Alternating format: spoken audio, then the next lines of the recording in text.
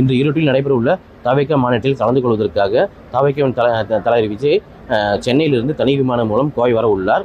கோவை வருகை தர விஜய் அவர்களுக்கு முன்னிட்டு கோவை விமான நிலையத்தில் 100க்கும் மேற்பட்ட காவல்துறையினர் மற்றும் மத்திய ரிசர்வ் படையினர் பாதுகாப்பு ஈடுபட்டு வருகின்றனர். தொண்டர்கள் வரக்கூடாது என்று முன்னதாகவே அறிவுறுத்தப்பட்டுள்ளது. அதை மீறி வரும் தொடர்களை தடுப்பதற்காக விமான நிலையம் வெளியே சாலையில் காவல்துறையினால் தடுப்புகள் அமைக்கப்பட்டு வரும் தொடர்களை தடுக்கும் பணியில் ஈடுபட்டு வருகின்றனர்.